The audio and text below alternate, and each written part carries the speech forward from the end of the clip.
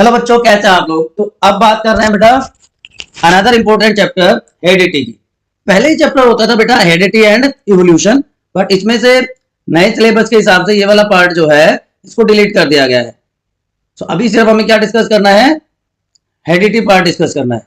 ये टॉपिक थोड़ा सा बच्चों को डराता है क्योंकि बहुत सारे चीजें ऐसी है जो आपने पहले कभी नहीं पढ़ी है, बट मैं कहता हूं इतना सिस्टमेटिक वे से हम इसको डिस्कस करेंगे बच्चों कि सबसे इजी चैप्टर ही आपको लगेगा, राइट। तो बेसिक चीजों से स्टार्ट करते हैं। आज के इस पहले सेशन में हम डिस्कस करेंगे बेसिक्स और टर्मिनोलॉजी की। तो हेरिडिटी होता क्या है? Heredity in simple words it is transmission of characters, transmission of characters from one generation to another generation. अब यहां पे जो सिमिलरिटीज होती हैं, जो बेसिक बॉडी प्लान होता है उसका ट्रांसमिशन बेसिकली होता है। आपने देखा होगा अगर हम ह्यूमन बींग्स की बात करें तो बेसिक बॉडी प्लान सबका सेम होता है, हमारे सबके दो हाथ हैं, दो पैर हैं, राइट। सो कैरेक्टर्स का ट्रांसमिशन एक जनरेशन से दूसरी generation, from parents to their offsprings, that is known as heredity. जबकि वेरिएशन का मतलब होता है डिफरेंसेस among organisms। अब बेसिक प्लान सेम होते हुए भी no two individuals are exactly same except identical twins। Twins को छोड़ के कोई भी दो ऑर्गेनिजम्स बिल्कुल एक जैसे नहीं होते। देखिए इन बच्चों में भी आपको यहां पे वेरिएशंस दिखाई दे रही होगी, कलर की variation, body colour, hair colour की वेरिएशंस, राइट। तो ये जो हेरिडिटी और वेरिएशन है मतलब सिमिलरिटी और डिफरेंस अमंग ऑर्गेनिज्म की जो स्टडी है बच्चों, उसको कहा जाता है जेनेटिक्स। याद रह जाएगा आपको। आप इसको सिमिलरिटीज एंड डिफरेंसेस की स्टडी भी कह सकते हैं, क्योंकि हेरिडिटी का मतलब transmission of similar character, basic body plan, and variation means differences, that is also known as genetics.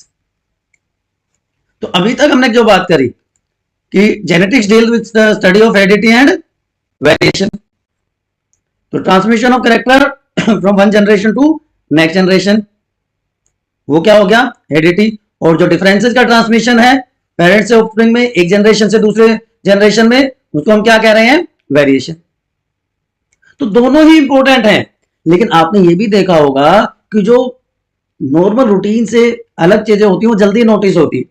जैसे हम सबके 5 फिंगर्स होते हैं, 5 डिजिट्स होती हैं, तो कोई नॉर्मली नोटिस नहीं करता, बट जैसे किसी के 6 फिंगर्स होते हैं, 6 डिजिट्स होते हैं, वो नोटिस हो जाती है, राइट। तो जो डिफरेंसेस हैं they catches eye of the people. तो जो वेरिएशन है बॉडी में दो टाइप के होते हैं, सोमेटिक वेरिएशन एंड गैमेटिक। इनको हम जर्मिनल वेरिएशन भी कहते हैं बच्चों, they are also known as germinal variation. क्योंकि दो टाइप की सेल्स हैं बॉडी में, इसीलिए दो टाइप की भी वेरिएशन हो जाएंगे। कि बॉडी की जो सेल्स हैं जो नॉर्मल ग्रोथ डेवलपमेंट के लिए रेस्पॉन्सिबल हैं, उनको कहते हैं सोमेटिक सेल्स कहते हैं। तो सोमेटिक सेल्स में अगर वेरिएशंस आएंगे, सोमेटिक सेल्स में अगर डिफरेंसेस आएंगे, चेंजेस आएंगे, तो उनको क्या कहेंगे हम, सोमेटिक वेरिएशन। लेकिन जो रिप्रोडक्टिव सेल्स के जो चेंजेस हैं, गैमेट फॉर्मिंग सेल्स के जो चेंजेस हैं, उनमें जो वेरिएशन आएंगे वो क्या कहलाएंगे, जर्मिनल वेरिएशन। और जो जर्म सेल्स के जो चेंजेस हैं, वेरिएशन है, they are only inherited from one generation to next generation. Parents offspring में कौन से आ जाएंगे, जर्मिनल वेरिएशन, इसलिए इनको इनहेरिटेड ट्रेट भी कहा जाता है। लेकिन ना तो ये ट्रांसमिट होंगे अगर वो सोमेटिक हैं, ना वो ट्रांसमिट होंगे, ना वो इनहेरिट होंगे, इसलिए उनको कह देते हैं एक्वायर्ड, कि अपनी लाइफ टाइम तक ही ऑर्गेनिज्म रखेगा उसको, ऑर्गेनिज्म की डेथ के बाद वो खत्म हो जाएंगे। आपने देखा होगा स्पेशली इंडियन ट्रेडिशन में फीमेल्स और इवन मेल्स भी पिन्ना जो कान होता है उसको बोरिंग करते हैं, उसको छेदते हैं, राइट। टेल में अगर कट कर दी जाए डॉग की टेल को, चाहे हम 20 जनरेशन तक कट कर दें, तो 21 जनरेशन में ऐसा नहीं कि हमें टेल लेस डॉग्स मिलेंगे, क्योंकि वो सोमेटिक सेल में चेंज है, उस ऑर्गेनिज्म की लाइफ तक ही रहेगा। लेकिन जो हाइट है, स्किन कलर है, हमारी बॉडी का आई कलर है, ये सारे के सारे ट्रांसमिट होते हैं एक जनरेशन से दूसरी जनरेशन में, और इसलिए दिखाई देते हैं, right. What is the cause of variation? और जब वेरिएशन एक्युमुलेट हो जाते हैं बच्चों, तो उसका क्या इंपैक्ट होता है, देखिए एक बहुत सिंपल सा एग्जांपल आपकी एनसीईआरटी बुक में भी दिया हुआ है, उससे इसको समझने की कोशिश करते हैं। ये एक ऑर्गेनिज्म है जो सेक्सुअली रिप्रोड्यूस करता है, right, and after gamete formation it produces to organisms. तो आप यहां पे अगर देख पा रहे होंगे तो एक डिफरेंस आ गया है ना, ये वाला जो कैरेक्टर था ये डिफर कर गया पेरेंट जनरेशन से, और दूसरे ऑफस्प्रिंग में ये डिफरेंस आ गया, तो फर्स्ट जनरेशन में डिफरेंस हुआ, स्लाइड चेंज है, माइनर वेरिएशन है। अगेन ये फर्स्ट जनरेशन के ऑर्गेनिज्म रिप्रोड्यूस करते हैं तो वहां पे भी एक चेंज आता है, दैट इज सेकेंड जनरेशन। समझना बच्चों, बिल्कुल बेसिक सी बात है लेकिन बहुत इंपॉर्टेंट है। तो 2 जनरेशन के बाद ही आप देख रहे हैं कि ये जो ऑर्गेनिज्म था और ये जो सेकंड जनरेशन का ऑफस्प्रिंग है, इसमें बहुत सारे डिफरेंसेस, मतलब बिल्कुल अलग ये दिख रहा है, इसे टोटली डिफरेंट है। तो जब इस तरह से over the period of time after generation जब ये वेरिएशन इकट्ठे हो जाते हैं तो ये क्या बन जाते हैं, न्यू कैरेक्टर। और जब बहुत सारे न्यू कैरेक्टर इकट्ठे हो जाएंगे तो वो क्या बन जाएगा, नई स्पीशीज बन जाएगी। And process of species formation is known as speciation, और स्पेसिएशन से ही होता है बच्चों इवोल्यूशन, जो पार्ट अभी डिलीट हो गया आपके सिलेबस से। तो इनडायरेक्टली हम कह सकते हैं कि variation leads to evolution, right. अभी क्यों होता है, व्हाई इट अकर्स, सोचिए, तब तक मैं आपको बताता हूं कि एसेक्सुअल और सेक्सुअली रिप्रोड्यूस ऑर्गेनिज्म से वेरिएशन की क्या इंपॉर्टेंस और ये कैसे होते हैं। देखिए, रिप्रोडक्शन के टाइम पे जब ऑर्गेनिज्म का मल्टीप्लिकेशन होता है, जिसको हम रिप्रोडक्शन कहते हैं, उस टाइम पे ये अपीयर होते हैं। अब जो सिंपल ऑर्गेनिजम्स हैं, जो एसेक्सुअली रिप्रोड्यूस ऑर्गेनिजम्स होते हैं, उसमें बहुत कम वेरिएशन आपको दिखाई देंगे, राइट। क्यों, क्योंकि जो ऑफस्प्रिंग है they are carbon copy of their parents, they are carbon copy of parent. Amoeba का आप एग्जांपल लो, अमीबा सारे एक जैसे दिखाई देते हैं, हाइड्रा सारे एक जैसे दिखाई देते हैं, लेकिन जब बात होती है सेक्सुअली रिप्रोड्यूस ऑर्गेनिजम्स की तो वेरिएशन बहुत इंपॉर्टेंट हो जाते हैं। क्यों, क्योंकि अब यहां पे आपको बात करनी पड़ेगी इंपॉर्टेंस ऑफ डीएनए कॉपिंग की,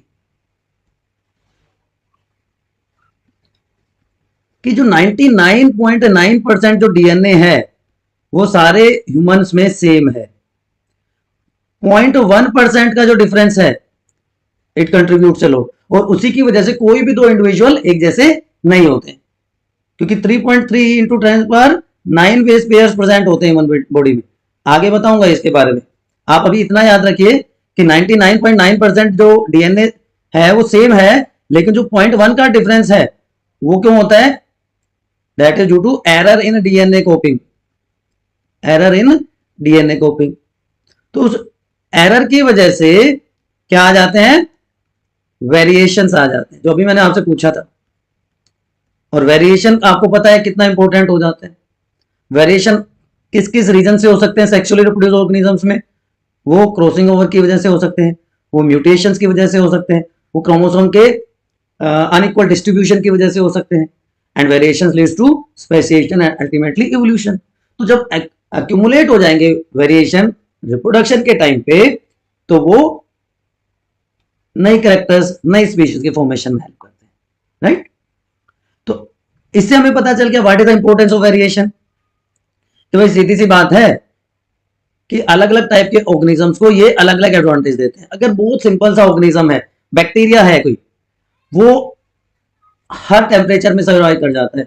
आप सरप्राइज होंगे कि bacteria are one of the organism जो इवॉल्व हुए थे अर्थ पे, और आज भी वो सर्वाइव कर रहे हैं, है ना।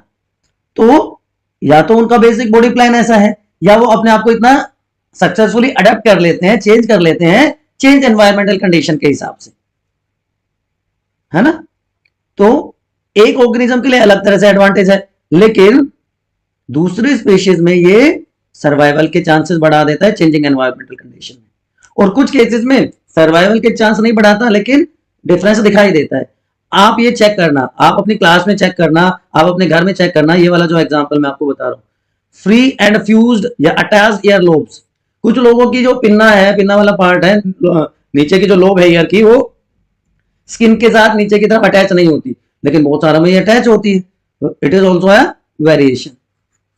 तो वेरिएशन का सिंपल वर्ड्स में अगर हम कहें कि इंपॉर्टेंस ये है कि ये ऑर्गेनिज्म को सक्सेसफुली सरवाइव करने में हेल्प करती है, अडेप्टेशन प्रोवाइड करती है। और ये वेरिएशन आप यहां पे देख पा रहे होंगे कि देखिए फादर की आईज कैसी हैं, ब्लू कलर की आईज हैं, blue coloured eyes, right. Father का नोज कैसा है, बिग नोज। मदर की जो आईब्रोज हैं वो बुशी हैं, हैवी हैं। अब बच्चे में फादर और मदर दोनों के कैरेक्टर आ सकते हैं। देखिए आईज इसकी ब्लू है, नोज इसकी बिग है, लेकिन मदर का कैरेक्टर भी है इसमें बुशी, आईब्रोज भी है। तो इसका मतलब कैरेक्टर्स की मिक्सिंग होती है और जो कैरेक्टर डोमिनेंट होगा, जो अपना इफेक्ट दिखाएगा सक्सेसफुली, वो नेक्स्ट जनरेशन में आपको दिखाई दे जाता है। ये आप देख सकते हैं यहाँ पे आई कलर, बट स्किन कलर का आपको डिफरेंस दिख रहा है यहाँ पे। तो डोमिनेंट क्या होता है, रिसेसिव क्या होता है, आप उस टर्मिनोलॉजी की बात कर लेते हैं बच्चों। तो देखिए आपको बेसिकली पता है कि कोई भी एक सेल होती है, दिस सेल है न्यूक्लियस, और उस न्यूक्लियस में बहुत सारे क्रोमोसोम्स प्रेजेंट होते हैं। जब सेल डिवाइड करती है, जब सेल का डिवीजन होता है, तो ये जो क्रोमेटिन फाइबर जो थ्रेड लाइक होते हैं वो रोड शेप क्रोमोसोम बन जाते हैं। और इस क्रोमोसोम पे जीन्स होते हैं, जहां पे DNA, deoxyribonucleic acid, deoxyribonucleic acid present होता है, जिसको हम जेनेटिक मटेरियल कहते हैं।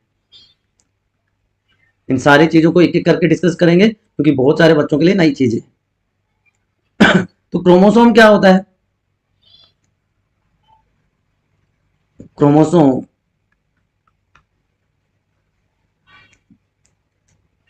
कि न्यूक्लियस में इस तरह से जो थ्रेड लाइक स्ट्रक्चर थी उसको हम कहते हैं क्रोमेटिन मटेरियल। और ये क्रोमेटिन मटेरियल सेल डिवीजन के टाइम पर कंडेंस हो जाता है and it changes into rod shape structure which are known as chromosome. Every organism have fix number of chromosome. अब आप में से कितनों को पता है, एक बार कमेंट सेक्शन में बताइए, ह्यूमन बींग्स में कितने क्रोमोसोम्स होते हैं? 23 पेयर्स और 46 क्रोमोसोम्स होते हैं।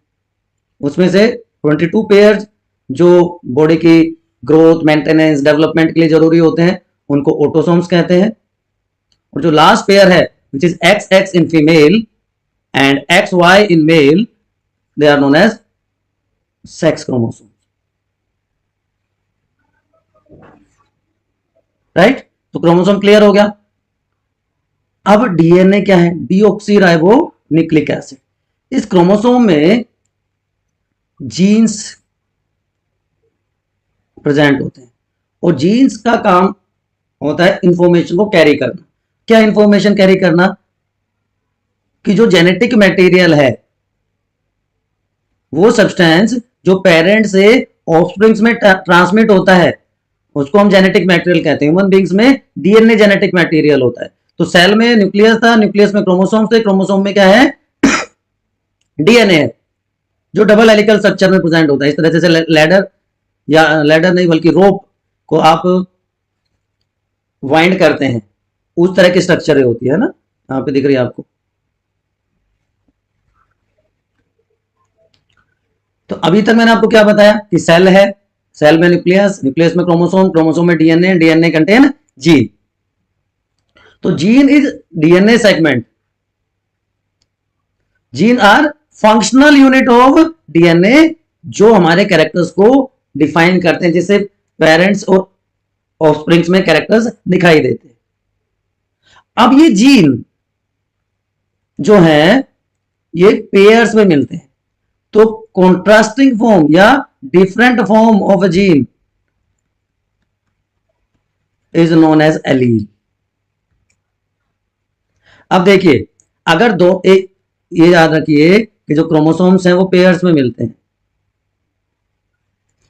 अब इस क्रोमोसोम पे अगर जीन दोनों सेम है, ये क्या कहलाएगा, होमोजाइगस। और अगर ये है अलग अलग तो वो क्या कहलाएगा, हेट्रोजाइगस। तो होमोजाइगस का मतलब सेम, हेट्रोजाइगस का मतलब अलग अलग। तो एक ये हो गया, एक ये हो गया,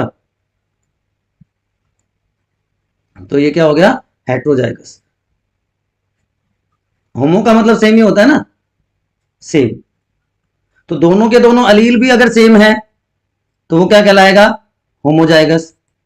कि कैपिटल है, स्मॉल है, तो ये होमोजाइगस अलील हो गए। तो different form of gene, gene या तो ए के साथ फॉर्म में प्रेजेंट है, या स्मॉल ए के फॉर्म में प्रेजेंट है, तो वो क्या हो गया, होमोजाइगस। लेकिन एक स्मॉल है, एक कैपिटल है, एक कैपिटल है, एक स्मॉल है, तो क्या हो गया, हेट्रोजाइगस। क्लियर। तो ए या ए ये दोनों कैसे होंगे, होमोजाइगस, लेकिन ये क्या होगा, हेट्रोजाइगस। बात समझ में आ गई।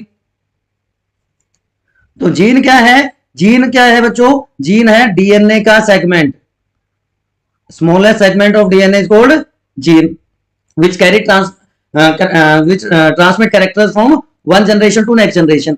लेकिन अलील क्या है, डिफरेंट फॉर्म्स ऑफ जीन, कि एक जीन का एक अलील ये है, दूसरा ये है, तीसरा ये है, तो different form of gene are called alleles. तो बेसिक डिफरेंस आपको पता चल गया जीन और अलील का। अब ये होमोजाइगस होंगे तो अलील कैसे होंगे, दोनों एक जैसे होंगे, ये होगा, ये भी हो सकता है, ये होगा और ये भी हो सकता है। लेकिन हेट्रोजाइगस कंडीशन में क्या होगा, दोनों अलग अलग होंगे, राइट। अब हम बात कर रहे थे कि कैरेक्टर जब जाते हैं तो जो पेरेंट का, मदर का या फादर का जो कैरेक्टर डोमिनेंट होता है वो नई जनरेशन में ऑफस्प्रिंग में अपना इफेक्ट दिखाता है। तो डोमिनेंट क्या होता है कि ऐसा अलील, डोमिनेंट अलील भी होता है, डोमिनेंट जीन भी होता है, डोमिनेंट कैरेक्टर भी होता है। तो ऐसा कैरेक्टर, जीन या अलील जो होमोजाइगस और हेट्रोजाइगस कंडीशन में अपना इफेक्ट दिखा दे, वो क्या कहलाएगा, डोमिनेंट। और जो सिर्फ होमोजाइगस कंडीशन में अपना इफेक्ट दिखाए और होमोजाइगस में भी ऐसी कंडीशन में रिसेसिव, होमोजाइगस रिसेसिव कंडीशन, वो क्या कहलाएगा, रिसेसिव अलील। तो होमोजाइगस कंडीशन क्या थी और हेट्रोजाइगस कंडीशन क्या थी, इसमें अगर अपना इफेक्ट दिखाता है तो डोमिनेंट, और अगर इस कंडीशन में अपना इफेक्ट दिखाता है तो रिसेसिव। तो डोमिनेंट का मतलब आप ये समझ सकते हो कि भाई कोई भी कंडीशन हो वो अपना इफेक्ट दिखाएगा, और रिसेसिव क्या है, जब वो डोमिनेंट फॉर्म प्रेजेंट नहीं है तो अपना इफेक्ट दिखाएगा। कि आप इस तरह से मान लीजिए कि एक रेसलर है, वो उसका ओपोनेंट कोई भी हो वो हर जगह जीता है, लेकिन एक दूसरा रेसलर है वो उसकी प्रेजेंस में तो नहीं जीत रहा, लेकिन जब वो नहीं होगा तो फिर वही जीतेगा, तो क्या हो गया, होमोजाइगस रिसेसिव।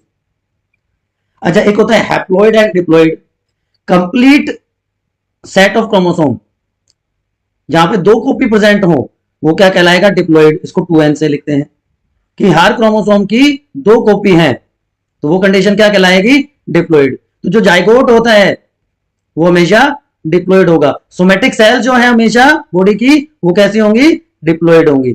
लेकिन अगर सिंगल कॉपी है क्रोमोसोम की तो वो क्या कहलाएगी, हैप्लॉइड और एन। तो जो गैमीट्स होते हैं वो हमेशा हैप्लॉइड होंगे, चाहे वो स्पर्म है चाहे वो एग सेल है। तो single set of chromosome, single copy of chromosome haploid, two copy of chromosome diploid. Clear to everyone. अब ट्रेट भी दो टाइप के होते हैं, हमने शुरू में बात करी थी। तो ट्रेट्स क्या है, वो कैरेक्टरिस्टिक्स हैं किसी भी ऑर्गेनिज्म की जो दिखाई देती हैं, विजिबल हैं, कि भाई लंबा है, मोटा है, काला है, गोरा है, वो क्या कहलाएगा, ट्रेट। तो दो तरह के ट्रेट होते हैं, एक्वायर्ड जो अपनी लाइफ टाइम में गेन करते हैं, जो लाइफ टाइम में सीखते हैं, आपने साइकिलिंग सीखी, आपने सिंगिंग सीखी, आपने गेम सीखा, है ना, आपने अपनी कोई भी स्किल डेवलप की, वो आपकी लाइफ के साथ खत्म हो जाएगी क्योंकि वो सोमेटिक सेल का चेंजेस है। तो the traits which are developed by individual during life time वो है एक्वायर्ड। लेकिन जो ट्रांसमिट होके आते हैं वो बाय बर्थ जो प्रेजेंट होते हैं वो क्या कहलाते हैं, inherited trait. Skin colour, eye colour, hair colour, ये बाय बर्थ होते हैं। अब आप में से कुछ कहेंगे सर बाल तो बाद में सफेद हो जाते थे, ड्यू टू एनवायरमेंटल चेंजेस। अब ये नॉन रिप्रोडक्टिव सेल्स में होते हैं, मतलब सोमेटिक सेल्स के चेंजेस होते हैं, और ये डीएनए में चेंजेस होते हैं, रिप्रोडक्टिव सेल्स में चेंजेस होते हैं। तो जो एक्वायर्ड ट्रेट्स हैं वो पास नहीं होते एक जनरेशन से दूसरी जनरेशन में। अगर ऐसा होता तो पहलवान का बेटा हमेशा पहलवान होता, क्रिकेटर का बेटा क्रिकेटर होता, डॉक्टर का बेटा डॉक्टर होता, लेकिन ऐसा नहीं है ना। लेकिन skin colour, eye colour, hair colour ये मोस्टली सेम होते हैं, ट्रांसमिट होते हैं पेरेंट्स से उनके ऑफस्प्रिंग से। तो एक्वायर्ड ट्रेट जो सिंगिंग, डांसिंग, स्किल्स जो भी आ गए, स्किल्स जो लाइफ टाइम में डेवलप हुए इंडिविजुअल की, वो क्या हो गए एक्वायर्ड। और जो बाय बर्थ प्रेजेंट हैं वो क्या हो गए इनहेरिटेड ट्रेट। बहुत सारे एग्जांपल है इनहेरिटेड ट्रेट के। देखिए बहुत सारे बच्चों में ये विडो पीक होता है, रोलिंग ऑफ टंग, बहुत सारे बच्चे अपनी टंग को रोल कर सकते हैं राइट। फ्री और फ्यूज ईयरलोब का मैंने बताया आपको। फ्रंट टीथ में बहुत सारे बच्चों में गैप होता है। तो ये सारे क्या है इनहेरिटेड ट्रेट्स हैं। Hair colour, skin colour, eye colour, skin colour.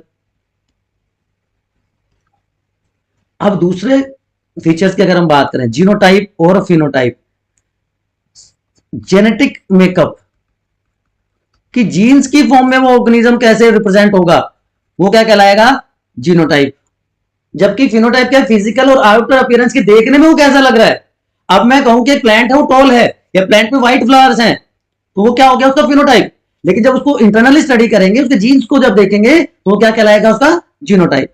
तो genetic information of an organism is known as its genotype. जबकि ऑब्जर्वेबल फिजिकल और outer appearance, physical outer appearance जो है वो क्या कहलाएगा उसका फिनोटाइप।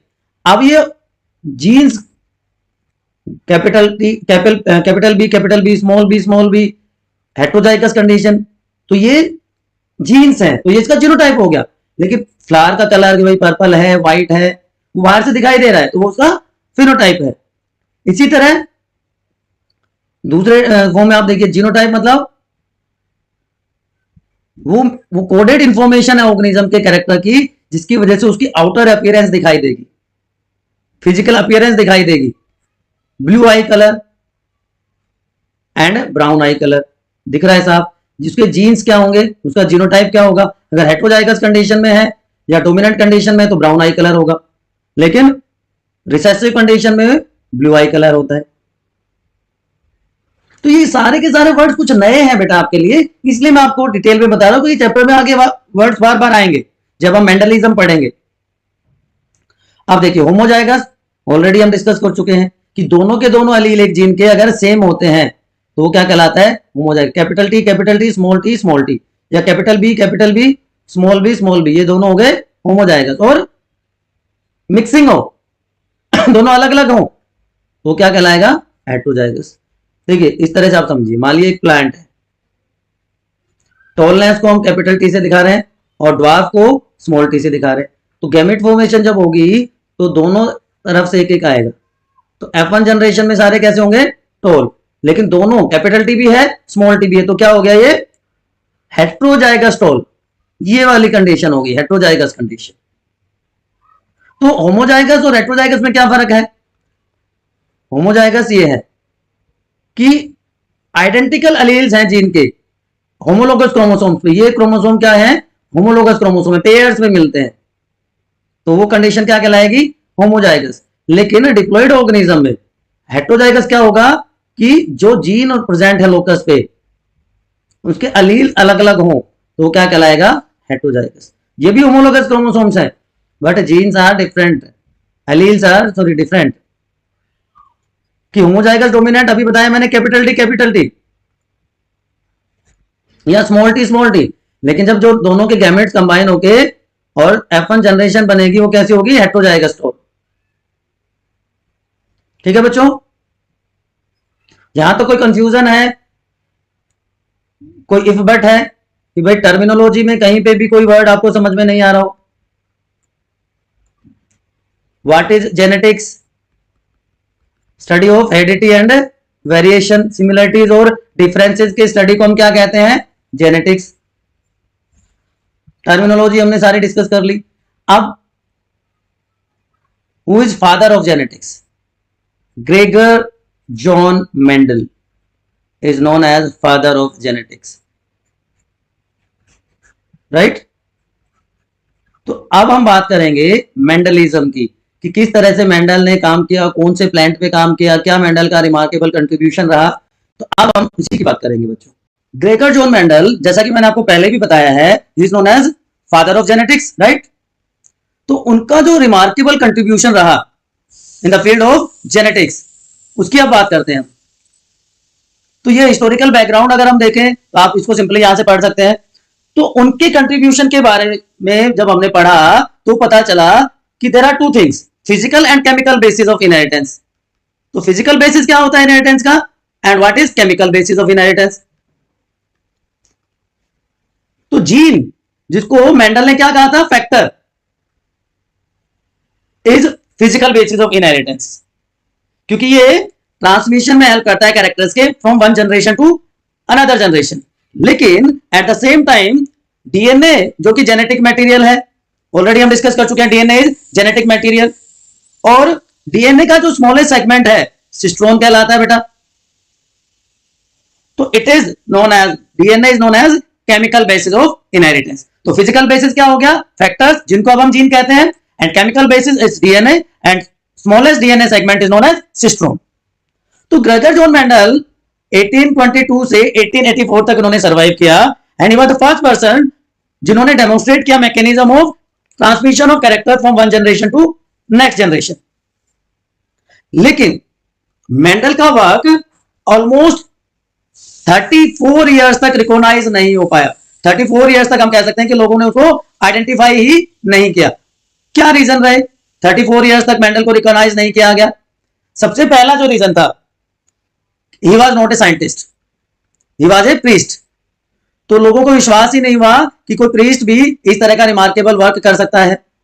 सेकेंडली, जो उन्होंने अपना वर्क पब्लिश करवाया वो एक लोकल जर्नल में करवाया जहां पे वो रहते थे। ये उसी तरह हो गया, मान लो आप एक पर्टिकुलर एरिया में रहते हैं और वहां पे कोई लोकल न्यूज़पेपर निकलता है, उसमें जो न्यूज आएगी वो रेस्ट ऑफ द वर्ल्ड को नहीं पता चलेगी, रेस्ट ऑफ द कंट्री को ही नहीं पता चलेगी। तो उनके साथ भी कुछ ऐसा ही हुआ कि उनकी जो रिमार्केबल डिस्कवरीज थी वो अननोटिस रह गई। थर्डली, वो अपने एक्सपेरिमेंट को रिपीट नहीं कर पाए, not able to repeat his experiment on another plant, जैसे हॉक सीड पर। तो वहां पे प्रॉब्लम आ गई। And lastly, he was not aggressive in nature. वो being a priest he was very calm. तो लोगों को फोर्सफुली वो अपने काम के बारे में नहीं बता पाए, और कोई उनके पास कोई फिजिकल प्रूफ भी नहीं था, फिजिकल प्रूफ एब्सेंट था कि जिससे वो बता सके कि yes these are the factors, existence और जो फैक्टर्स का था जिनको हम आजकल जीन कहते हैं, उसके बारे में भी वो नहीं बता पाए। But in 1900, 16 years after his death, he died in 1884, 16 years after his death, 3 scientists from 3 different countries, Hugo de Varis, वो हॉलैंड से थे, कार्ल कोरेंस जर्मनी के, मतलब देखिए अलग अलग एरियाज में, अलग अलग कंट्रीज में लोगों ने उसी तरह का वर्क किया, एंड वॉन शैम्ब्रेक, जो कि ऑस्ट्रिया से ही थे, जहां से मेंडल बिलोंग करते थे। तो von शैम्ब्रेक was aware about work of Mendel, so they republished all the work on the Mendel's name, and after that Mendel के वर्क को रिकॉग्निशन मिली, and he was considered as father of genetics। तो इतना लंबा wait उनको करना पड़ा। अब मेंडल का एक्सपेरिमेंट मटेरियल क्या था कि कैसे वो कैरेक्टर्स ट्रांसमिशन को पढ़ पाए, what will be the trade seen in the child, ये भी हम बात करेंगे। तो मेंडल का एक्सपेरिमेंटल मटेरियल क्या था, या हम कह सकते हैं कि मेंडल ने किस प्लांट पे काम किया। आप में से बहुत सारे लोगों को पता होगा, कमेंट सेक्शन में आप बता सकते हैं अगर आपको पता है तो Mendel's experimental material was P plant. लेकिन पी प्लांट में भी बेटा कंफ्यूजन है, 2 तरह के पी प्लांट होते हैं, sweet pea and garden pea. तो कौन से पे काम किया था आप में से कोई बता सकता है एक बार कमेंट सेक्शन में? Sweet pea is known as Lathyrus odoratus, Lathyrus odoratus, and garden pea is known as Pisum sativum. तो Pisum sativum पे उन्होंने काम किया. तो ये आपकी बत्ती जली कि नहीं जली अभी तक? किस पे काम किया था? Pisum sativum पे. क्यों उन्होंने Pisum sativum को स्टडी किया, सेलेक्ट किया? Reasons to select pea plant. Reasons to select pea plant, बहुत सारे रीजंस थे Pisum sativum को सेलेक्ट करने के. पहला रीजन था a large number of contrasting characters. Large number of contrasting characters were present. Contrasting character का मतलब जिनको हम फिजिकली बता सके कि जैसे tall and dwarf, round and wrinkled. Secondly pure varieties were available, कि प्योर टॉल, प्योर ड्वार्फ, तो ये वेराइटीज अवेलेबल थी. इजीली अवेलेबल था, इजी टू ग्रो. अपने जो उनकी चर्च थी उसके एरिया में उन्होंने इजीली ग्रो कर लिया. Secondly next is short life span. और क्योंकि सॉरी ये प्लांट्स क्लोज रहते हैं तो self pollination is easily possible in them. और क्योंकि large number of contrasting characters थे तो इजिली उनको उनके लिए इजी हो गया सेलेक्ट करना कि कौन से कैरेक्टर को हम चूज कर सकते हैं. और कंट्रोल ब्रीडिंग इसमें पॉसिबल थी. कंट्रोल ब्रीडिंग क्या होती है मैं बताता हूं आपको. Control breeding possible. मेंडल ने अपने जो एक्सपेरिमेंट थे बेटा वो 3 स्टेप्स में किए.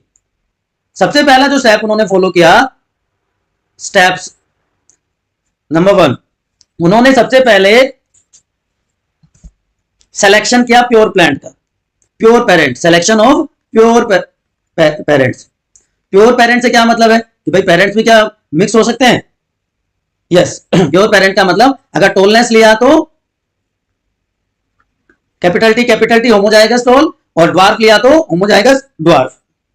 सेकंड स्टेप में उन्होंने कहा hybridisation, hybridisation of parents. Hybridisation में क्या किया उन्होंने कि इनको आपस में क्रॉस करवाया और गैमेट फॉर्मेशन के बाद जो पहली जनरेशन मिली, पहली जनरेशन को उसने F1 जनरेशन कहा. तो hybridisation of pure plant for F1 generation. Thirdly उन्होंने क्या किया? उन्होंने कंट्रोल्ड ब्रीडिंग टेक्निक की जो मैं बात बता रहा था, उन्होंने 2 चीजें की, बल्कि हम कह सकते हैं 3 चीजें की उन्होंने. सबसे पहला क्या किया उन्होंने किया इमैस्कुलेशन. सेल्फ पोलिनेशन के लिए उन्होंने इमैस्कुलेशन किया. इमैस्कुलेशन होता है removal of male part, removal of anther. Anther remove कर दिया और अपने हिसाब से जब जरूरत हुई तो जो एंथर थे वो डस्ट कर दिए फीमेल पार्ट पे. उसके बाद बैगिंग कर दी उन्होंने, उसको कवर कर दिया इमैस्कुलेटेड फ्लावर को, एंड देन डस्टिंग के बाद टैगिंग कर दी गई कि हर प्लांट पे लिख दिया गया कि भाई कब कौन सा प्रोसीजर इस पे अडॉप्ट किया गया, डेट उस पे, टाइम उस पे, सारा मेंशन कर दिया. एंड इन थर्ड स्टेप में यहां पे कर देता हूं आपके लिए. इन थर्ड स्टेप उन्होंने सेल्फ क्रॉसिंग करवाई, सेल्फ ब्रीडिंग करवाई. जो F1 जनरेशन थी उसकी सेल्फ ब्रीडिंग करवाई. तो F1 जनरेशन में ये मिला था, इसको आपस में क्रॉस करवा दिया, तो इससे क्या मिला? F2 generation. अब what were the reasons for Mendel success? Reasons क्या थे फॉर मेंडल सक्सेस? सबसे पहला रीजन बच्चों कि ही कैप्ट स्टैटिस्टिकल डाटा. सारा का सारा जो इंफॉर्मेशन थी उसको नोट करके रखा, data of all his experiments. तो उससे उनको कंक्लूजन निकालने में आसानी होगी. सेकेंडली उन्होंने क्या किया? Secondly he performed his experiment up to F2 and F3 generation. He performed experiments up to F2 और कुछ केसेस में F3 जनरेशन तक भी उन्होंने अपने एक्सपेरिमेंट्स को परफॉर्म किया. तो इस वजह से, और जो इमैस्कुलेशन वाली टैगिंग और बैगिंग की टेक्निक्स थी, प्योर ब्रीड्स लिए, इस वजह से ही वाज सक्सेसफुल. अदरवाइज ऐसा नहीं है कि मेंडल से पहले किसी ने काम नहीं किया या मेंडल के बाद किसी ने काम नहीं किया, राइट? तो अभी तक आपको पता चल गया कि मेंडल ने क्या किया. उसके वर्क को किसने रिडिस्कवर किया, मेंडल ने पी प्लांट को क्यों चूज किया, उसके प्रोसीजर के स्टेप्स क्या थे, व्हाई ही वाज सक्सेसफुल। अब बात करते हैं कुछ प्रोसेस की, कुछ टर्म्स की। तो अभी तक आपको पता चल गया F1 जनरेशन क्या होती है, कि क्रॉस फर्टिलाइजेशन जब कर दिया जाता है तो उससे जो पहली जनरेशन मिलती है उसको कहते हैं F1 जनरेशन, जिसमें हेट्रोजाइगस ऑर्गेनिजम्स प्रोड्यूस होते हैं। In F1 generation heterozygous organisms are produced, heterozygous होंगे, डोमिनेंट होंगे। F2 जनरेशन जब F1 का सेल्फ क्रॉस करवा देंगे, F1 जनरेशन की जब सेल्फिंग करवाई जाएगी तो उससे जो नए ऑर्गेनिजम्स मिलेंगे वो क्या कहलाएगी, F2 generation. Clear to everyone. Mono hybrid cross, तो मेंडल ने क्या किया, जेनेटिक मिस्ट्री को सोल्व करने के लिए क्या किया, उसने a large number of contrasting characters लिए। कौन से कैरेक्टर्स लिए, उसने 7 कैरेक्टर्स लिए। 7 कैरेक्टर्स कौन कौन से थे और किस तरह से उन एक्सपेरिमेंट्स को उन्होंने कैरी आउट किया। तो सबसे पहले हम कैरेक्टर्स की बात कर लेते हैं। Seed shape, second seed colour, then flower colour,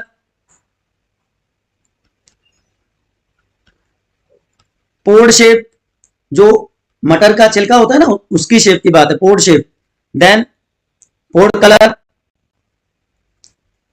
उसके बाद 6 फीचर, फ्लावर की position,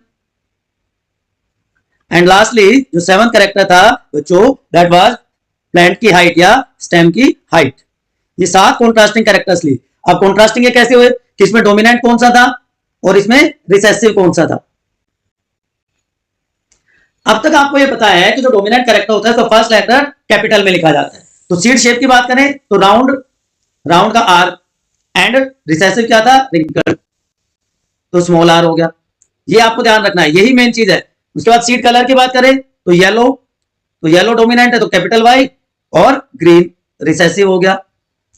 then flower colour, flower colour में वायलेट डोमिनेंट, तो वायलेट का वी हो गया, एंड उसका जो रिसेसिव फॉर्म थी वो white. Then fourth one is pod shape, inflected, तो इन्फ्लेक्टेड का आई हो जाएगा और उसका रिसेसिव फॉर्म हो जाएगा कंस्ट्रक्टेड, मुरझाया हुआ, तो स्मॉल आई से उसको लिख देंगे। पोड कलर में ग्रीन, ग्रीन का कैपिटल जी, एंड येलो। देखो यहां पे आपको कंफ्यूज नहीं होना है, सीड कलर में येलो डोमिनेंट था लेकिन पोड कलर में येलो रिसेसिव है। फ्लावर पोजीशन एक्सिलरी और टर्मिनल, तो axial A and terminal small A, ये recessive. And lastly stem height tall capital T, and dwarf के लिए स्मॉल टी। तो ये मिस्ट्री सोल्व करने के लिए ये 7 कैरेक्टर्स मेंडल ने सेलेक्ट किए, जिसके हेल्प से उन्होंने अपने एक्सपेरिमेंट्स को परफॉर्म किया। राइट, कोई कंफ्यूजन है अभी तक, एक बार प्लीज आप लोग पूछ लीजिए, अदरवाइज उसके बाद हम बात करते हैं मोनो हाइब्रिड क्रॉस की। मोनो, मोनो का मतलब सिंगल, मोनो मीन्स सिंगल। तो ऐसे क्रॉस जब when one character is studied at a time then it is known as mono hybrid cross, तो उसको क्या कहते हैं हम, मोनो हाइब्रिड क्रॉस। याद रहेगा। या हम ये भी कह सकते हैं 2 पेरेंट्स के बीच में क्रॉस, क्रॉस बिटवीन 2 पेरेंट्स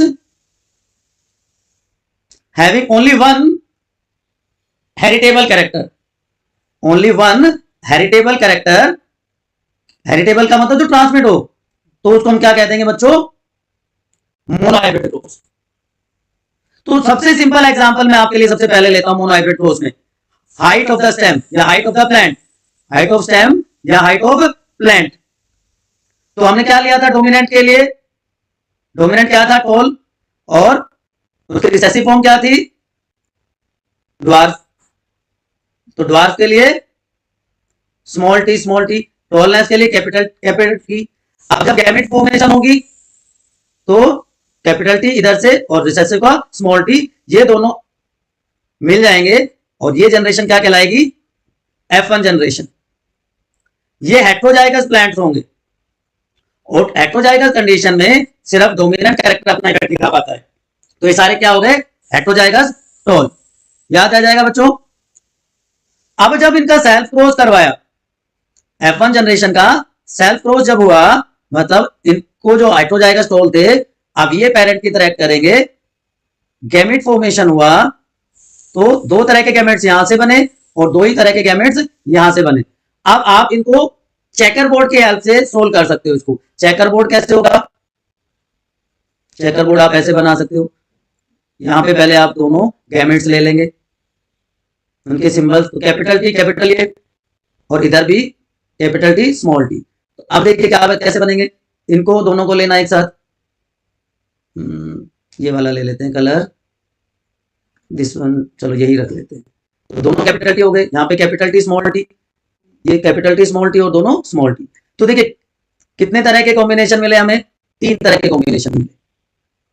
ये प्योर टॉल हो गया, ये प्योर ड्वार्फ हो गया,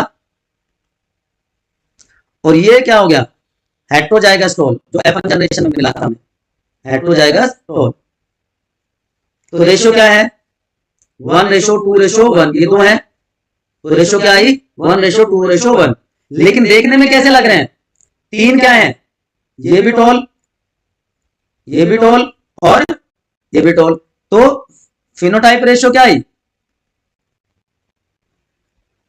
फिनोटिपिक रेशियो क्या आई मोनोहाइब्रिड क्रॉस की, 3:1। और जीनोटिपिक रेशियो क्या आई, जीनोटाइप में कितने हैं, तीन टाइप के, जीनोटिपिक रेशियो क्या आ गई, 1:2:1। याद रखना आपको, फिनोटिपिक रेशियो मोनोहाइब्रिड की 3:1 और genotypic ratio 1:2:1। Clear to everyone? बताओ बेटा फटाफट बताओ, इंपॉर्टेंट चीजें हैं ये।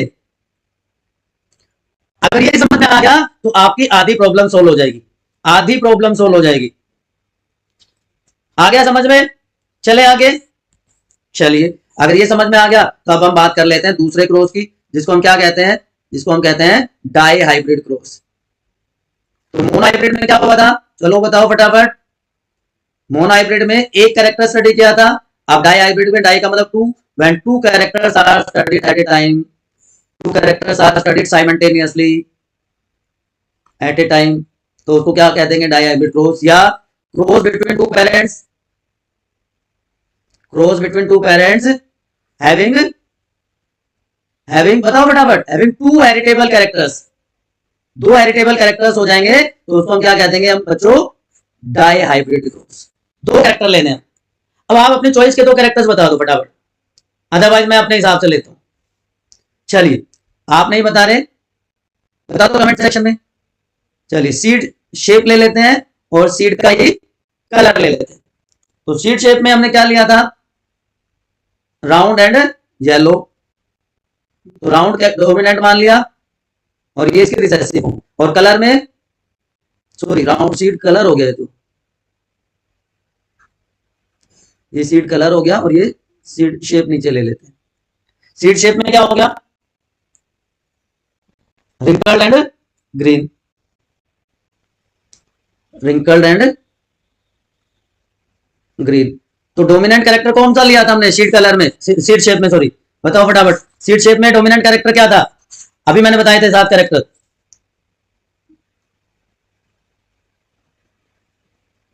बताओ सीड कलर में, बताओ येलो और ग्रीन तो सीड कलर हो गया, राउंड और रिंकल क्या हो गया, सीड का शेप हो गया। सॉरी ये मेरे से गलती होगी, मैं दोबारा से यहाँ पे आपको बताता हूँ, यहाँ पे कंफ्यूजन खत्म करते हैं। देखिए हमने दो कैरेक्टर लेने हैं, seed shape and seed colour. Seed colour में क्या क्या है हमारे पास, yellow and green, yellow and green. तो येलो का कैपिटल हो गया, ग्रीन का स्मॉल, तो येलो डोमिनेंट है। और सीड शेप में क्या हो गया, राउंड एंड रिंकल्ड, तो राउंड को डोमिनेंट मान लिया हमने और रिंकल्ड क्या हो गया हमारा, रिसेसिव। तो अब हमारे पास क्या है, राउंड येलो दोनों डोमिनेंट है और दूसरी तरफ क्या है हमारे पास, रिंकल्ड ग्रीन। तो capital R capital Y, small r small y, ये पेरेंट हो गए। अब जब गैमेट फॉर्मेशन होगी तो इधर से ये आएगा, इधर से स्मॉल आर स्मॉल वाई आएगा और F1 जनरेशन में सारे मिल जाएंगे। तो F1 जनरेशन में सारे कैसे होंगे, हेटेरोजाइगस होंगे, अभी हमने डिस्कस किया था। हेटेरोजाइगस इसमें क्या होगा, राउंड और येलो हो जाएंगे सारे के सारे, राउंड येलो होंगे सारे के सारे। अब सेल्फिंग जब हम करवाएंगे F1 ऑर्गेनिजम्स की, F1 जनरेशन का जब सेल्फ क्रॉस करवाएंगे तो क्या होगा, देखिए यहां तक हमने देख लिया, पेरेंट जनरेशन ये थी राउंड येलो और रिंकल्ड ग्रीन, गैमेट फॉर्मेशन बनी, F1 जनरेशन में हेटेरो जाएगा, सारे कैसे हो गए, राउंड येलो। अब बच्चों को जो मेन कंफ्यूजन आता है, जिससे डरते हैं, वो ये कि सर इतना सारे कॉम्बिनेशंस कैसे करेंगे। बिल्कुल आसान है बेटा, बिल्कुल आसान है, बिल्कुल भी घबराना नहीं है। देखिए क्या करना है आपको, आपके पास गैमेट कौन कौन से हैं, capital R, capital Y, R Y जिसको आप कह सकते हो, आर वाई, आर वाई और दोनों स्मॉल। इसी तरह यहां पे भी इसको एक और बनाना पड़ेगा हमें,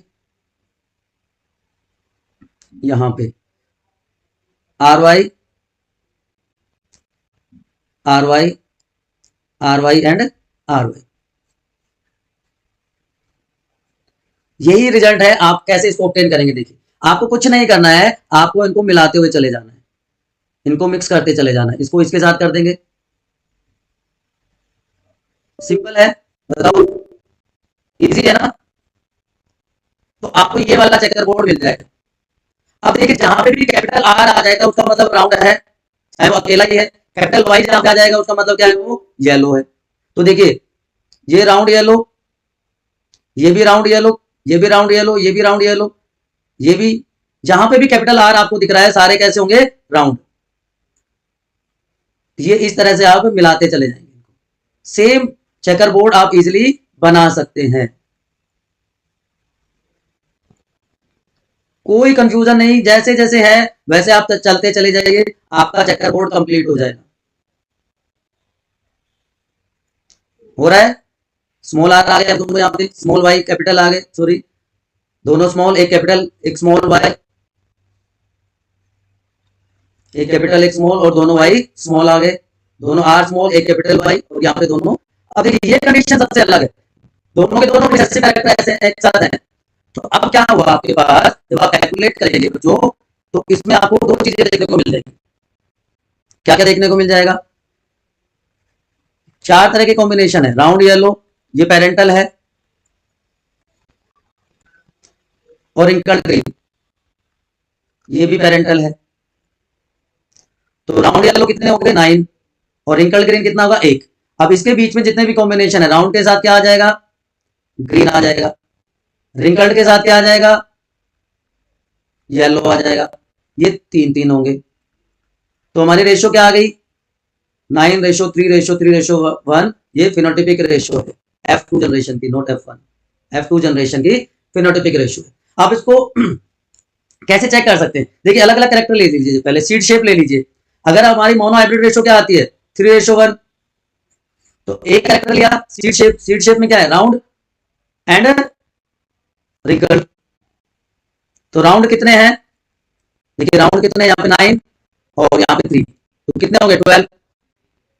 और रिंकल्ड कितने हैं, रिंकल्ड देखिए, रिंकल्ड यहाँ पे 3 और यहाँ पे 1, रिंकल्ड कितने हो गए 4। तो रेशो क्या आ गई, 3:1। इसी तरह आप सीड कलर के लिए भी कर सकते हैं, येलो कितने हैं, वही 12, और ग्रीन कितने हैं 4। तो रेशो अगर दोनों केस में इंडिविजुअली 3:1 आती है, तो इसका मतलब हमने जो क्रॉस किया है वो सही है बच्चों, ठीक है। तो मोनो हाइब्रिड और डाई हाइब्रिड क्रॉस जो बच्चों को सबसे ज्यादा डराता है, आई थिंक अब उसमें आपको कोई कंफ्यूजन नहीं होना चाहिए। बताओ, अगर है तो बताओ मुझे एक बार फटाफट, कोई कंफ्यूजन है तो नहीं है। तो अभी तक हमने टर्मिनोलॉजी डिस्कस कर ली, मेंडल का कंट्रीब्यूशन डिस्कस कर लिया, उसने क्यों पी प्लांट को स्टडी किया, क्यों उसको सक्सेस मिली और उसका आउटकम क्या था, और उसके बाद हमने mono hybrid and di hybrid cross discuss कर लिया। फिर भी कोई कंफ्यूजन है तो एक बार आप फटाफट बायोलॉजी पर कमेंट सेक्शन में पूछ लीजिए। अब बात करते हैं मेंडल्स लॉ ऑफ इनहेरिटेंस की, जिनको हम कंबाइंडली क्या कह देते हैं, मेंडलिज्म। तो 3 लॉ हैं, law of dominance, law of segregation, law of independent assortment, जो कि बेस्ड हैं मोनो हाइब्रिड और डाई हाइब्रिड क्रॉस पे। देखिए हर कैरेक्टर जो है बच्चों it is controlled by a gene. और आपको पता है जीन की दो फॉर्म होती है जिनको हम एलील कहते हैं। तो ऐसी इनहेरिटेंस को मोनोजेनिक इनहेरिटेंस कहेंगे, कि study of inheritance of single gene of a character eight a time is called inheritance of one gene. तो इनहेरिटेंस ऑफ वन जीन के बेसिस पे लॉ ऑफ डोमिनेंस को स्टडी किया जाता है। अब लॉ ऑफ डोमिनेंस क्या कहता है? एक्चुअली ये लॉ नहीं था, मेंडल ने इसको एज अ पोस्टुलेट प्रपोज किया था। मेंडल ने क्या कहा? It is postulate. लेकिन कोल कोरेंस ने जब रीडिस्कवरी की मेंडल के वर्क की तो इसको लॉ का स्टेटस दिया गया सबसे पहली बार इन 1901। तो क्या कहता है लॉ ऑफ डोमिनेंस? कि जब दो होमोजाइगस इंडिविजुअल्स जो कि कॉन्ट्रास्टिंग कैरेक्टर्स वाले हैं उनको क्रॉस किया गया, तो जो अलील अपीयर होता है F1 जनरेशन में, जो हेट्रोजाइगस कंडीशन में अपनी एक्सप्रेशन दिखाता है, उसको कह देते हैं हम डोमिनेंट। और जो F1 में अपीयर नहीं होता या जो हेट्रोजाइगस कंडीशन में अपना इफेक्ट नहीं दिखाता, उसको बच्चों कह दिया जाता है रिसेसिव। तो टॉलरेंस का कैपिटल टी डोमिनेंट का फर्स्ट लेटर कैपिटल में लिखा जाता है। रिसेसिव के लिए सेम लेटर होता है बट स्मॉलर फॉर्म में। गैमेट फॉर्मेशन के टाइम पे कंबाइन होके जाइगोट बना देंगे। F1 जनरेशन में ये सारे के सारे हेट्रोजाइगस होंगे, टॉल होंगे। तो टॉलनेस ने अपना एक्सप्रेशन दिखाया। और जब इनको फर्दर सेल्फ क्रॉस करवाया जाता है तो क्या रेशो आती है? हम already mono hybrid cross discuss कर चुके हैं कि जहां पे एक पेयर को स्टडी किया जाए एक बार में, या हम बात कर रहे हैं इनहेरिटेंस ऑफ वन जीन की, तो उसको हम कह देते हैं मोनो हाइब्रिड क्रॉस। तो इसका मतलब लॉ ऑफ डोमिनेंस को हम मोनो हाइब्रिड क्रॉस की हेल्प से एक्सप्लेन कर सकते हैं बच्चों। तो जब सेल्फ क्रॉस करवाया गया इसका F1 जनरेशन के ऑर्गेनिजम्स का सेल्फ क्रॉस करवाते हैं तो रिजल्ट क्या मिलता है? Now these act as parent and two type of gametes are produced, capital T and small t. अब चेकर बोर्ड जिसको हम पनेट स्क्वायर भी कहते हैं, इसकी हेल्प से हम इसको चेक कर सकते हैं, राइट? तो क्या रिजल्ट आया? पनेट स्क्वायर की हेल्प से इसका क्या रिजल्ट आया बताओ? कि इधर दोनों टाइप के गैमेट्स हमने ले लिए, तो फिनोटाइपिक रेशियो क्या आई? 3 टॉल हैं और 1 ड्वार्फ। लेकिन जेनोटाइप में 3 तरह के गैमेट्स बन रहे हैं आप, homozygous tall, heterozygous tall and homozygous dwarf. तो 1:2:1। तो जीनोटिपिक और फिनोटाइपिक रेशियो डिफरेंट होती हैं in case of mono hybrid cross. तो लॉ ऑफ डोमिनेंस को हमने एक्सप्लेन कर दिया मोनो हाइब्रिड क्रॉस से, जहां पे one character is studied at a time, right? तो ऐसा एलील जो दूसरे के प्रेजेंस में अपना इफेक्ट दिखाता है वो होता है डोमिनेंट, और जो हिडन रह जाता है, अपना इफेक्ट नहीं दिखा पाता, वो क्या कहलाता है? रिसेसिव। बट इसके कुछ एक्सेप्शंस हैं जो आप हायर क्लासेस में पढ़ेंगे। लॉ ऑफ डोमिनेंस के एक्सेप्शंस में मैं एटलीस्ट बता देता हूं, इनकम्प्लीट डोमिनेंस एंड कोडोमिनेंस, ये मेन 2 एक्सेप्शंस हैं लॉ ऑफ डोमिनेंस की। Second law which is known as law of segregation, but after rediscovery के बाद इसको स्टेटस दिया था फर्स्ट लॉ का। किसने? वही पॉल कोरेंस ने। कोरेंस ने इसको स्टेटस दिया था first law of Mendelism, but वैसे हम इसको क्या पढ़ते हैं? Second law of Mendelism. याद रहेगा आपको? चलो बताओ फटाफट। तो सेकंड लॉ क्या कहता है? कि जब पेयर है एलील का, वो सेग्रीगेट कर जाता है एक दूसरे से गैमेट फॉर्मेशन के टाइम पे, तो गैमेट में एक ही एलील प्रेजेंट होगा। कैसे समझा सकते हैं इसको आप? पहले इसका दूसरा नाम बता देता हूं, it is known as law of purity of gametes. आप थोड़ा आइडिया आया होगा आपको law of purity of gametes कि मतलब इसमें मिक्सिंग नहीं है, राइट? तो ये पेरेंटल जनरेशन है। प्योर टॉल जिसको हम होमोजाइगस टॉल भी कहते हैं, और प्योर ड्वार्फ होमोजाइगस ड्वार्फ। तो capital T and small t. Gamete formation हुआ तो गैमेट फॉर्मेशन के टाइम पे इधर से कैपिटल टी आया और इधर से स्मॉल टी आया, राइट? होमोजाइगस डोमिनेंट से कैपिटल टी और होमोजाइगस रिसेसिव से स्मॉल टी आया। यही तो अभी तक कहा गया है कि pair of allele segregate during gamete formation, so in each gamete only one allele is present। अलग अलग हो गए दोनों। Clear to everyone? तो इसको भी हम मोनोहाइब्रिड क्रॉस से एक्सप्लेन कर सकते हैं। तो जब इनका सेल्फ क्लोज करवाएंगे, F1 जनरेशन का सेल्फ क्लोज होगा, तो ऑलरेडी हमने देखा था अभी कि लॉ ऑफ सेग्रीगेशन क्या कह रहा है कि allele pair in hybrid remain together, एक साथ तो रह जाएंगे, उनकी कोई मिक्सिंग भी नहीं होगी, बट सेग्रीगेट और separate during gamete formation. So gamete receive only one of the two factors, और इसलिए इसको law of purity of gametes भी कहा जाता है। ठीक है, लेकिन जब इनका सेल्फ क्रॉस करवाया तो F2 जनरेशन में हम ऑलरेडी देख चुके हैं मोनोहाइब्रिड क्रॉस के केस में जीनोटिपिक और फिनोटिपिक रेशियो क्या आती है। मोनोहाइब्रिड क्रॉस में जीनोटिपिक रेशियो क्या आती है? 1:2:1। और फिनोटिपिक रेशियो क्या आती है? फिनोटाइप क्या आता है? 3:1। Is it clear to everyone? तो law of dominance, law of segregation of characters, दोनों को मोनोहाइब्रिड क्रॉस से एक्सप्लेन कर सकते हैं। कोरेंस ने लॉ ऑफ डोमिनेंस को एक्चुअली जो कि पोस्टुलेट था मेंडल का, उसको लॉ का स्टेटस दिया, और लॉ ऑफ सेग्रीगेशन को फर्स्ट लॉ ऑफ मेंडलिज्म कहा गया बाय कार्ल कोरेंस।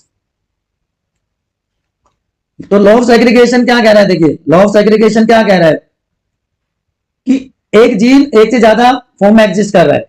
हमने हाइट ऑफ द प्लांट की बात करी कि दो फॉर्म है, capital T and small T, different form of A gene. अब जब गैमेट प्रोड्यूस हुए आफ्टर मियोसिस, रिडक्शनल डिवीजन के बाद, तो हर गैमेट में एक ही एलील प्रेजेंट है, हर जीन में एक ही एलील प्रेजेंट है।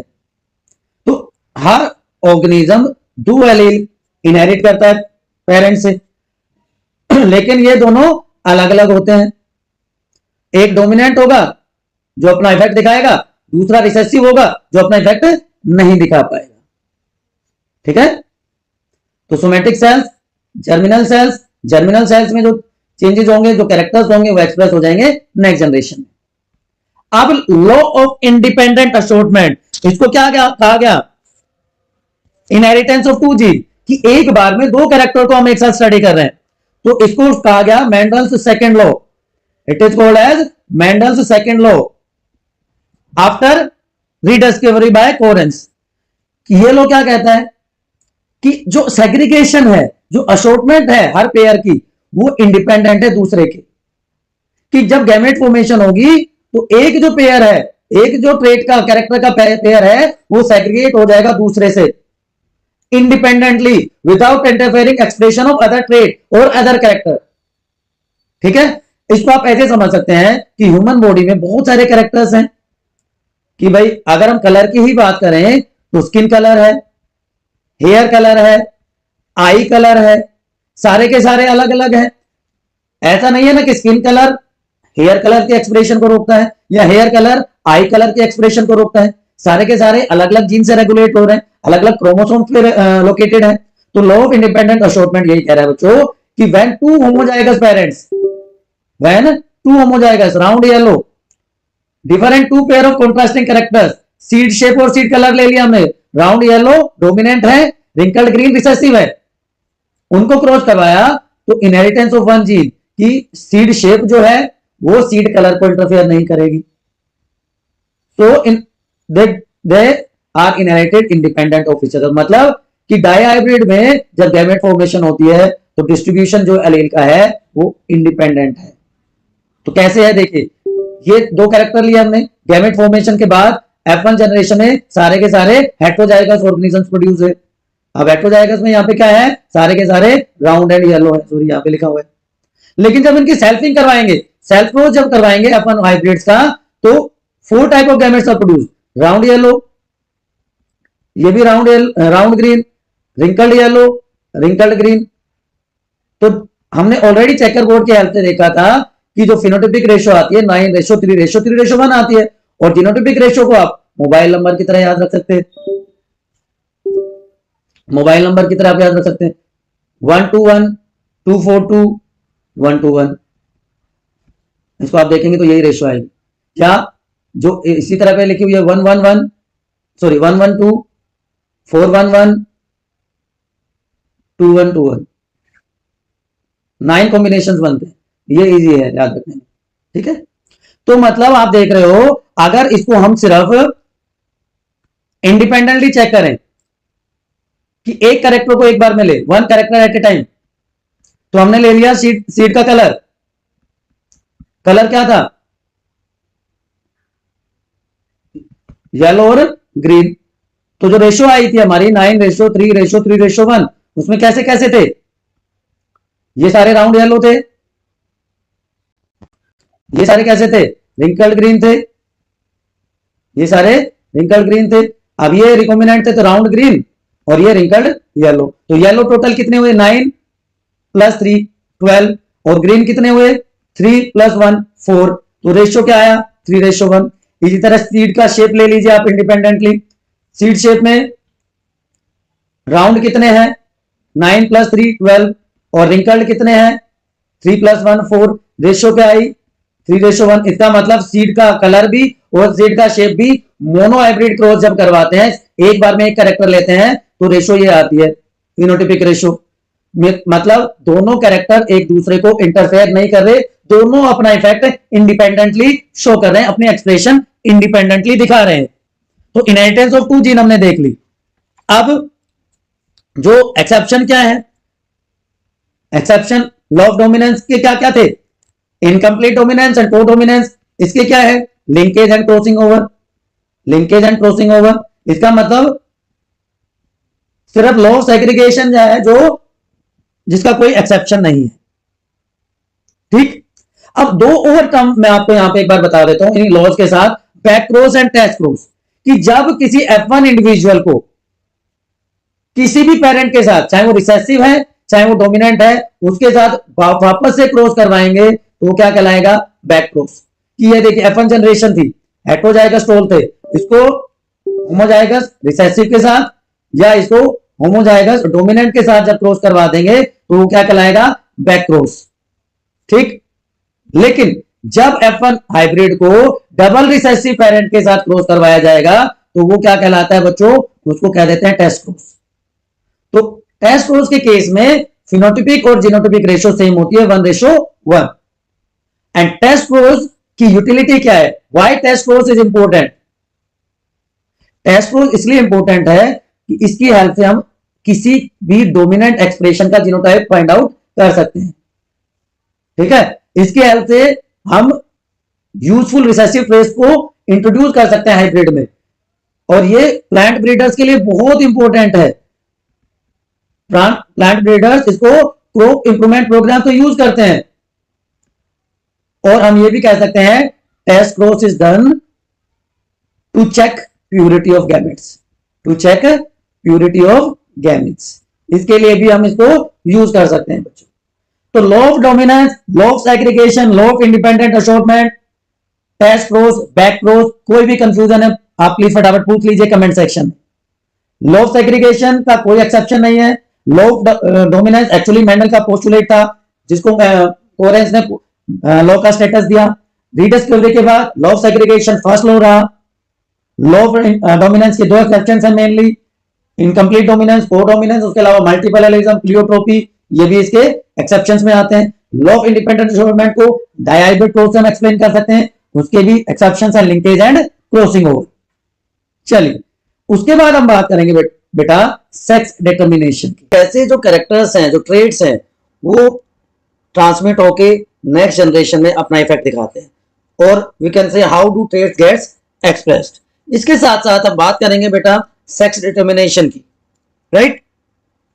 तो देखो अभी तक आपको ये तो पता है कि जो डीएनए है किसी भी सेल में, जो डबल हेलिकल स्ट्रक्चर है, it is the ultimate source of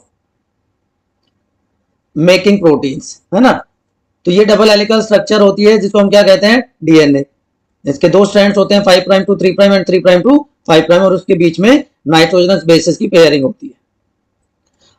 during protein formation, DNA से मैसेंजर आरएनए बनता है और उस मैसेंजर आरएनए से ही प्रोटीन की फॉर्मेशन होगी।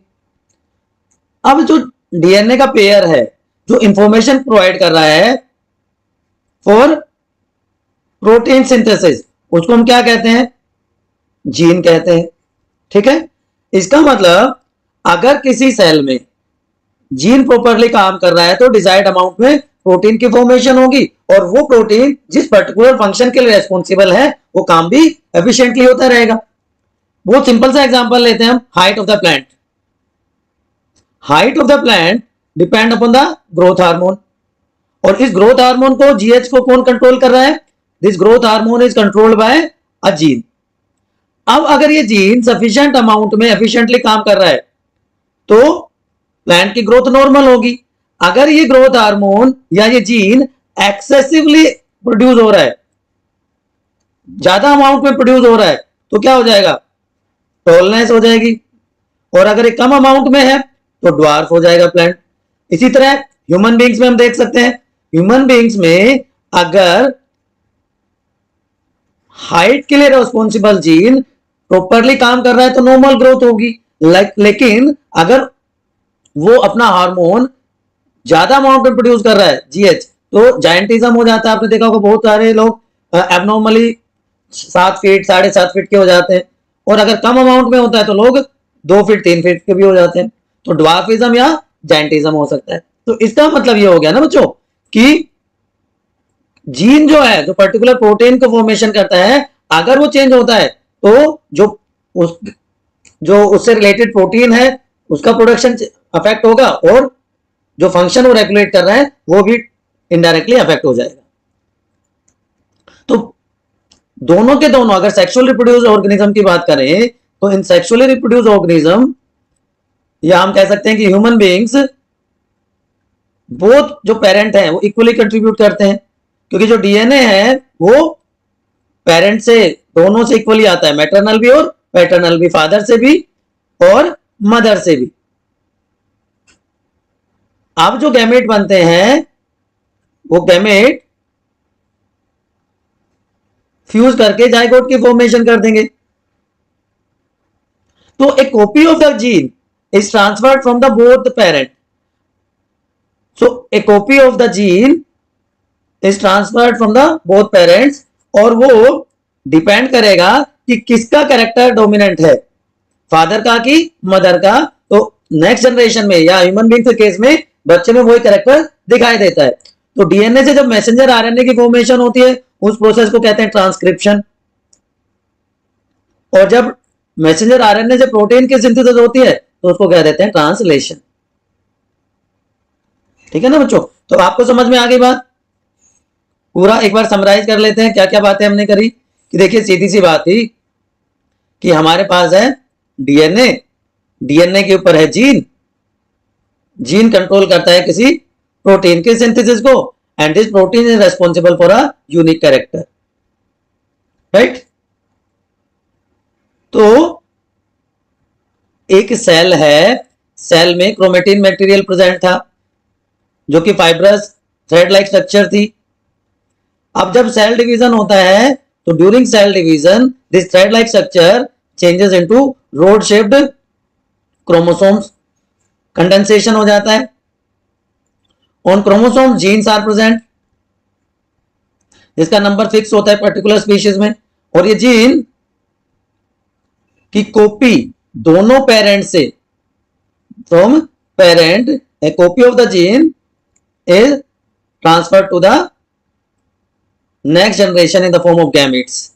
So in this way character transmission occurs from parents to the offspring. आप समझ में आ गई बात? बिल्कुल सिंप्लीफाइड वे में। चलिए अब बात कर लेते हैं सेक्स डिटर्मिनेशन की, कि कैसे सेक्स डिटर्मिनेशन होता है। देखो,